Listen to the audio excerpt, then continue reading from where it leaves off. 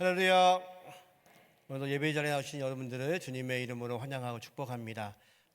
오늘도 하나님의 귀하신 말씀이 저와 여러분도 인도하는 시간 되기를 간절히 소망합니다. 우리는 소선지서 12권의 책을 한 권씩 나누고 있습니다. 이제 3권이 남았는데요. 학개, 스가랴, 말라기. 이 3권은요, 이스라엘 백성이 포로의 삶을 살고 돌아와서 하나님께서 말씀하신 그 내용입니다. 하나님께서 여러 선지자를 통해서 말씀하심에도 불구하고 남쪽 유다는 BC 586년에 바벨론에 의해서 완전히 멸망하게 됩니다. 그리고 우리가 아는 것처럼 70년의 포로의 삶을 시작하게 되는데요. 그들을 멸망시켰던 바벨론, 그 강력한 제국이 영원할 줄 알았습니다. 그런데 페르시아라는 나라에 의해서 바벨론이 멸망을 하죠. 페르시아 왕 고레스 원년에 놀라운 일이 벌어집니다. 이제 이스라엘 백성들이 다시 고국으로 돌아갈 수 있는 길이 열린 겁니다. 여러분 생각해 보십시오. 70년을 다른 나라에서 살았습니다.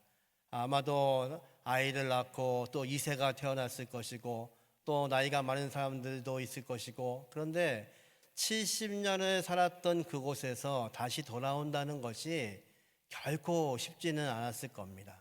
그런데 하나님의 말씀을 따라서 이들은 스룹바벨 그와 함께 1차 포로 귀환을 합니다.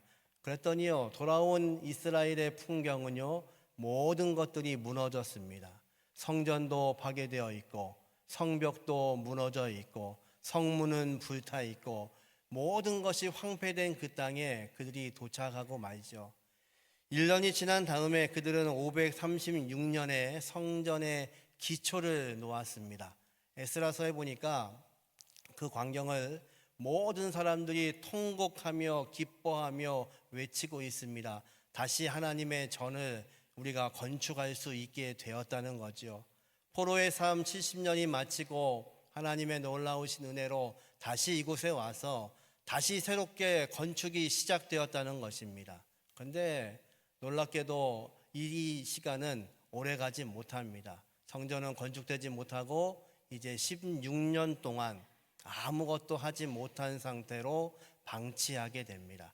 이제 그때에 다리오 왕 2년이 되는 그때에 이제 학개 선지자에게 하나님의 말씀이 임하고 있는 겁니다.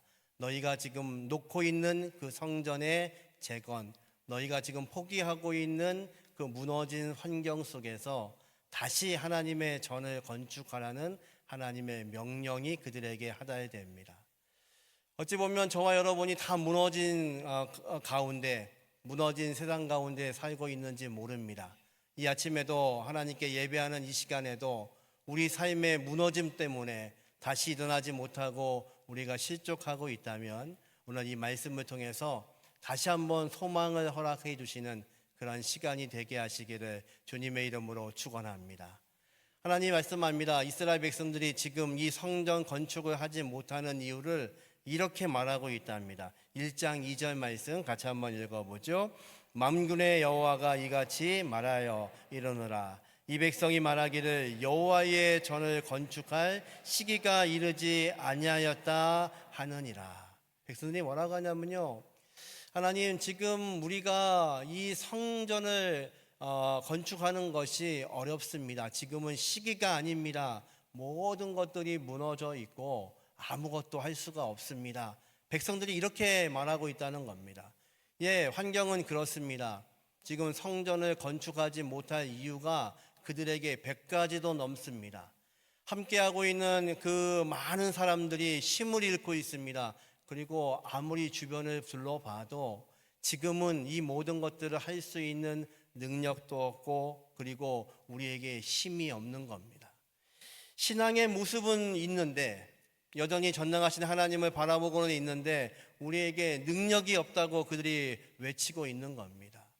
저와 여러분이 살고 있는 시대가 그런 것 같습니다. 정치, 경제, 문화, 사회 모든 것들이 무너져서 다시 일어나야 되는데 지금은 일어날 수가 없습니다. 다시 시작할 수가 없습니다. 제가 지금 일어나지 못하는 이유는요, 제가 무지해서가 아니고 하나님을 의지하지 않아서가 아니고 여전히 무너진 세상 속에서 지금은 아닌 것 같습니다. 어쩌면 그들의 고백이나 우리의 고백이 같은지 모릅니다. 그런데 그들의 삶은 어떻습니까? 성전이 건축되지 않고 다시 하나님의 백성이 그 땅에 돌아와서 16년이나 지나고 있는데 그들의 삶은 지금 어떻게 되고 있나요? 오늘 본문에 보니까 6절에 그들의 삶을 하나님이 이렇게 말씀합니다. 같이 한번 읽어보죠. 너희가 많이 뿌릴지라도 수확이 적으며 먹을지라도 배부르지 못하며 마실지라도 흡족하지 못하며 입어도 따뜻하지 못하며 일꾼이 삭을 받아도 그것을 구멍 뚫어진 전대에 넣음이 되느니라.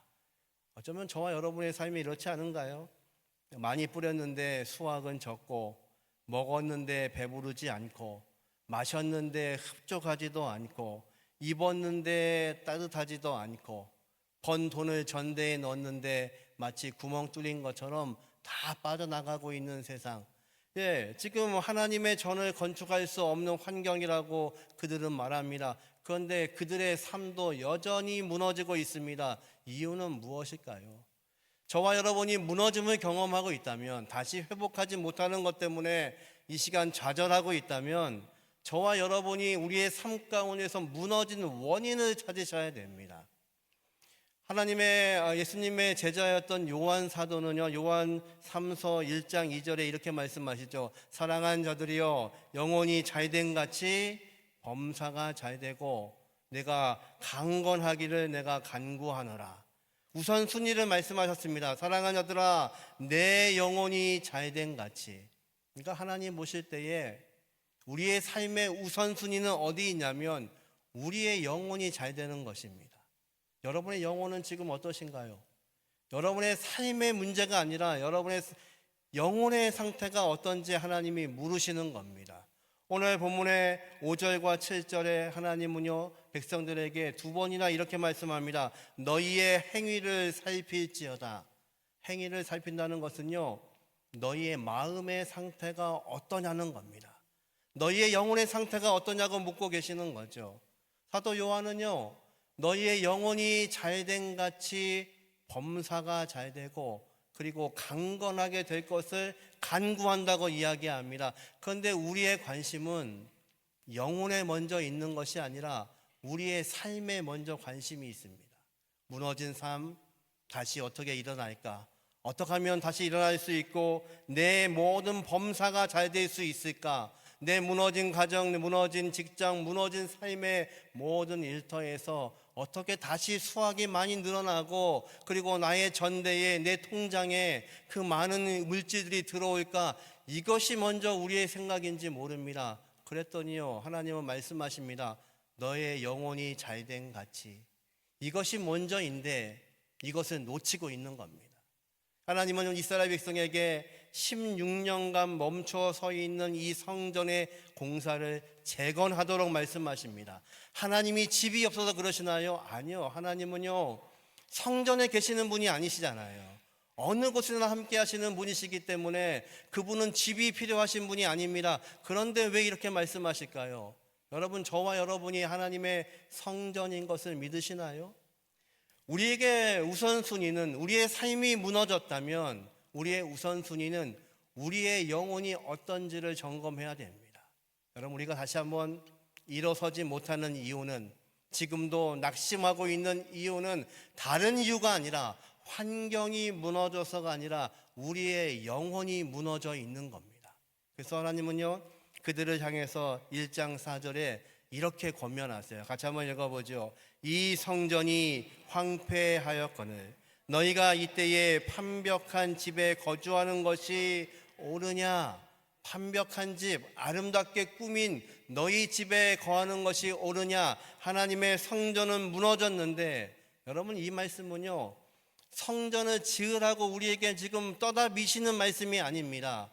이 말씀을 하시는 겁니다. 너희 안에 있는 이 성전이 무너졌는데 너희의 관심이 다른 곳에 있다면 그것이 잘 될 수 없다는 것을 하나님이 말씀하시는 겁니다. 너희의 영혼이 잘된 같이 너희 범사가 잘되고 너희가 강건하기를 내가 간구하노라. 때로 우리는요, 나에게 건강이 있으면 내 삶의 모든 문제가 해결이 되면 내 영혼이 잘 될 거라고 믿습니다. 아닙니다. 순서가 바뀌었습니다. 하나님이 원하시는 것은요, 우리의 영혼이 잘 돼야, 성전인 우리의 영혼이 잘 돼야 우리의 범사가 잘 될 수 있고 우리의 육체도 강건할 수 있다고 우리에게 말씀하시는 겁니다.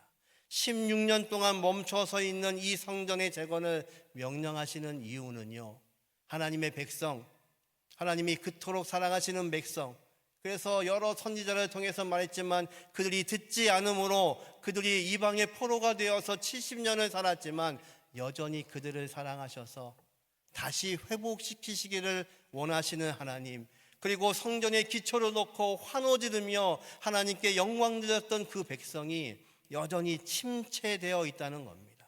침체되어 있는데 다시 움직이지 못하고 있다는 겁니다. 더 이상은 하나님께서요, 내 사랑하는 백성이 침체되어 있는 것을 보실 수가 없는 겁니다.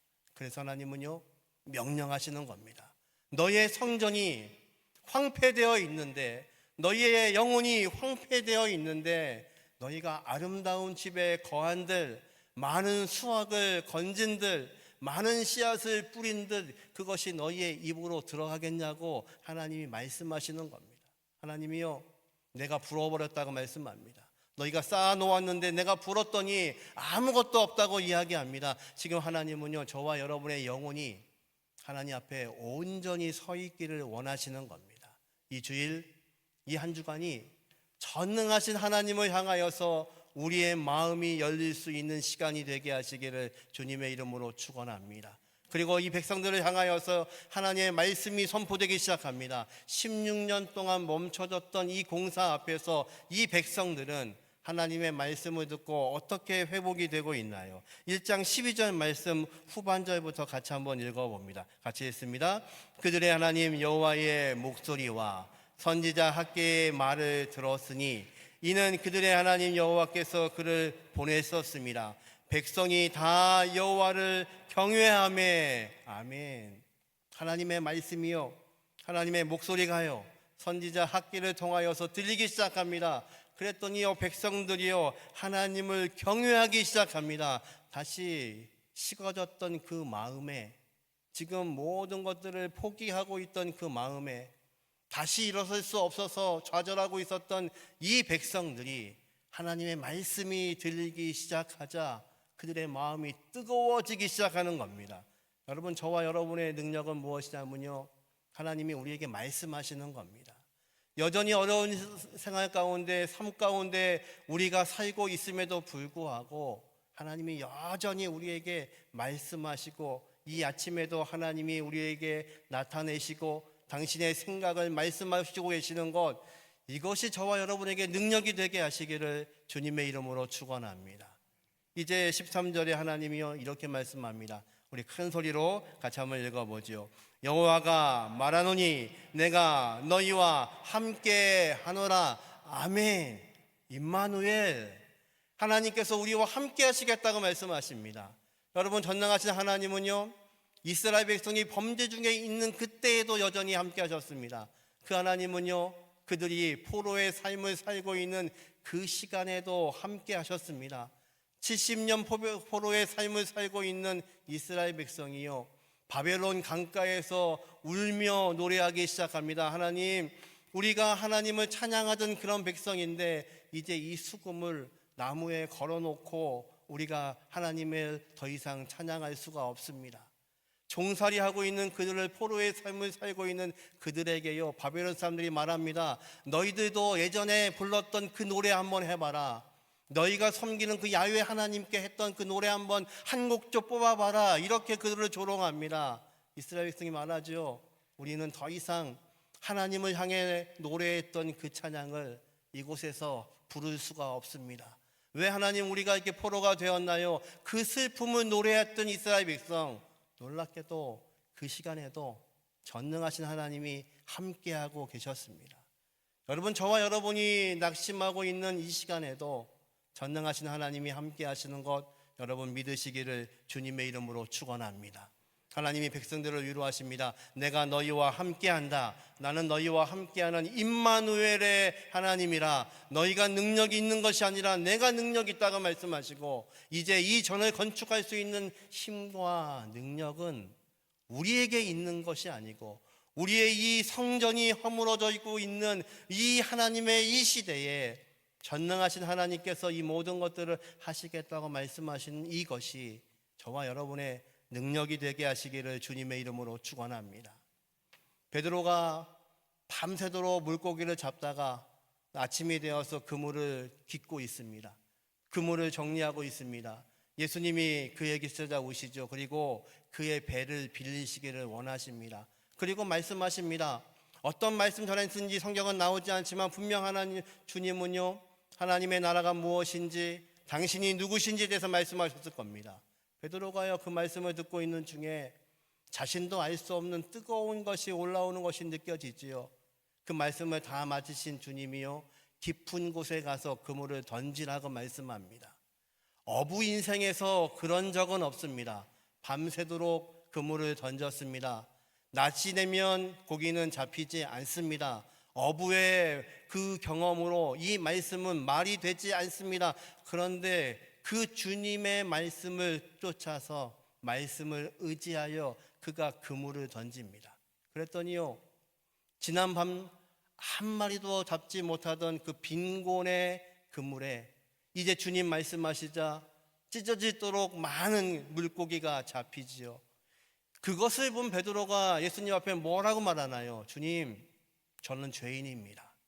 그제서야 깨닫는 겁니다. 이분이 전능하신 하나님이신 것을 보는 겁니다. 내 인생에 찾아오신 이분, 내 빈곤의 삶 가운데 찾아오시는 이분이 말씀하신 대로 순종하였더니 이 많은 것들을 건지시는 것을 보니까 그것이 좋은 것이 아니라 내가 죄인인 것을 깨닫는 겁니다. 여러분, 은혜는 무엇인가요?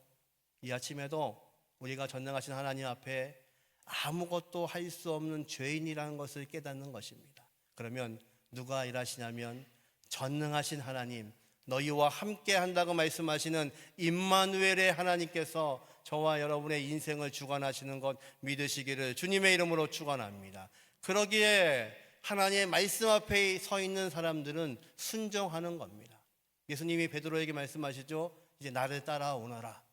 네가 지금까지는 물고기 잡는 어부였는데 이제는 사람을 낚는 어부가 되게 하리라. 베드로는요, 이렇게 많이 잡힌 모든 물고기 다 내려놓고 주님을 따르는 순종을 시작합니다. 그것을 통해서 예수님은요, 그를 제자로 삼으셨습니다. 여러분, 이 아침에 저와 여러분의 삶이 무너져 있다면 다시 회복하라고 말씀하시는 그 음성 앞에 내가 아무것도 할 수 없다면 이제 이 말씀에 순종하여 베드로처럼 첫 발을 내딛게 하시는 은혜가 있기를 주님의 이름으로 축원합니다. 오늘 본문 1장 14절에는요, 이 백성들이 하나님의 말씀을 듣고 이렇게 변하고 있습니다. 같이 한번 읽어보죠. 여호와께서 스알디엘의 아들 유다 총독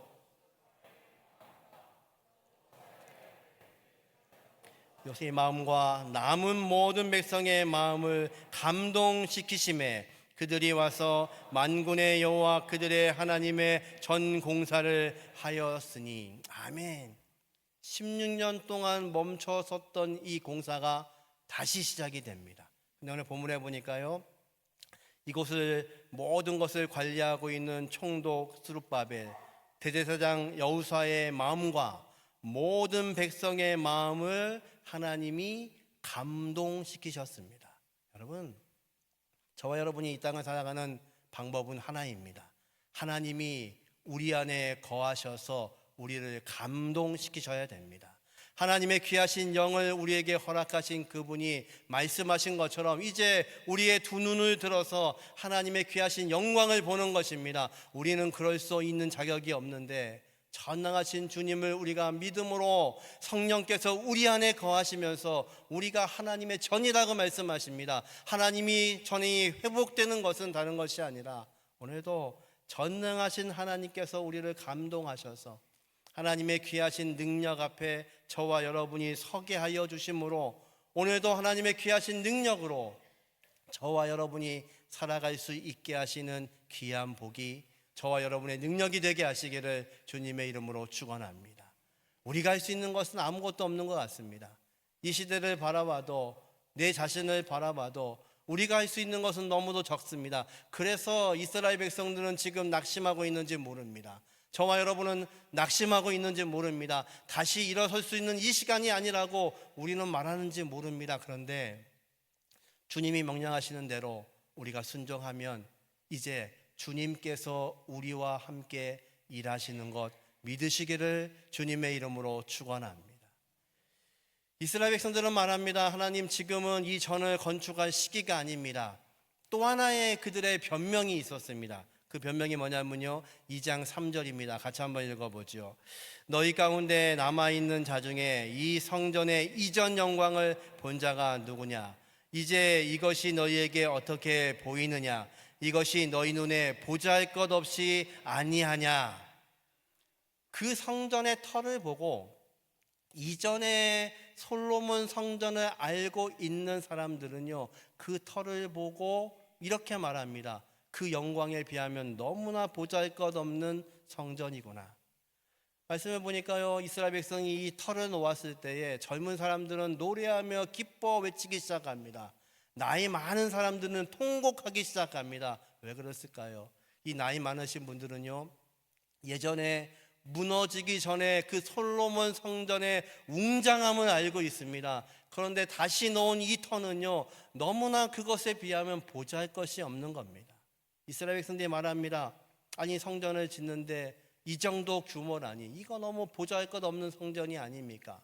또 하나의 문제가 있습니다. 성전의 가장 중요한 부분은 지성소입니다. 지성소에 하나님의 법궤가 있었죠. 그런데 성전이 파괴되면서 그 법궤가 사라졌습니다.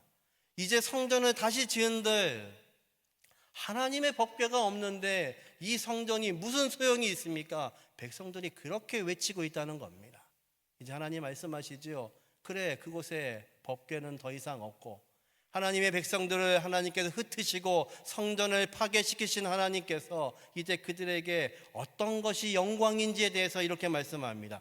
6절과 7절 말씀 같이 한번 읽어보죠. 만군의 여호와가 이같이 말하노라. 조금 있으면 내가 하늘과 땅과 바다와 육지를 진동시킬 것이요 또한 모든 나라를 진동시킬 것이며 모든 나라의 보배가 이르리니 내가 이 성전에 영광이 충만하게 하니라. 만군의 여호와의 말이니라. 아멘. 너희가 보기에는 이 성전에 충만함이 없어 보이지만 이제 하나님께서 조금 있으면 하늘과 땅과 모든 바다를 진동하게 할 것인데 하나님의 귀하신 영광이 임하게 될 것이라고 말씀하십니다. 여러분, 이 땅을 향하여서 말씀하시는 전능하신 하나님이 능력 있는 걸 믿으시나요? 전능하신 하나님은 집이 필요하신 분이 아니시라 우리와 함께 하기를 원하시는 분이십니다. 하나님이 에덴을 왜 창조하셨나요?